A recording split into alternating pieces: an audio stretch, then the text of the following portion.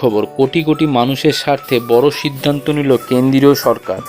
রোজকার টাকা পয়সা লেনদেনের জন্য ইউপিআই ব্যবহার করেন নিশ্চয়ই। এক সময় যেখানে রাস্তায় বেরোলে টাকা সাথে নিয়ে বেরোতে হতো, সেখানে এখন স্মার্টফোন থাকলেই যথেষ্ট। নিমেষের মধ্যেই পেমেন্ট হয়ে যাচ্ছে, তাও আবার একেবারেই সুরক্ষিতভাবে।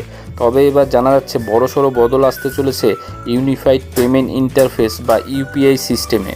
বড়সড় বদল আসতে চলেছে ইউপিআই সিস্টেমে। এমনিতে ইউপিআই পেমেন্ট যথেষ্ট ফাস্ট, তবে মাঝে মধ্যে নেটওয়ার্কের সমস্যার কারণেই হোক বা ব্যাংকের সার্ভারের কারণে ট্রানজ্যাকশন কমপ্লিট হতে অনেকটাই সময় লেগে যায়।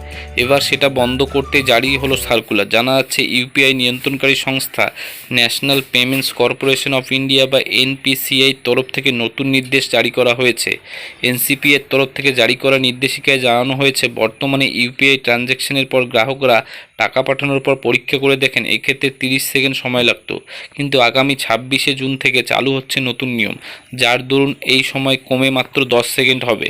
আসলে বিগত কয়েক মাসে একাধিকবার প্রযুক্তিগত ত্রুটির কারণে গ্রাহকদের বেশ সমস্যায় পড়তে হয়েছিল। এর জেরে ইউপিআইয়ের দ্বারা ট্রানজ্যাকশনের পরিমাণ অনেকটাই কমে গিয়েছে। তাই ব্যবহারকারীদের ভরসা ফেরত আনতে ডিজিটাল ইন্ডিয়া পেমেন্টকে আরও উৎসাহ দিতে এই সিদ্ধান্ত নেওয়া হয়েছে। কি বলছে এনপিসিআইয়ের মতে ইউপিআই ব্যবহারকারীদের সুবিধার জন্য এই সিদ্ধান্ত নেওয়া হয়েছে।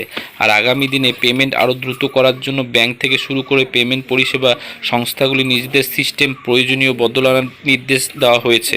প্রসঙ্গত, একসময় মারাত্মক জনপ্রিয়তা থাকলেও রিপোর্ট বলছে ইউপিআইয়ের মাধ্যমে পেমেন্ট কমেছে। 2024-25 আর্থিক বছরে মোট লেনদেনের পরিমাণ 2% কমে গিয়েছে, যার ফলে মোট হওয়া পেমেন্টের পরিমাণ 23.95 লক্ষ টাকা কমে গিয়েছে।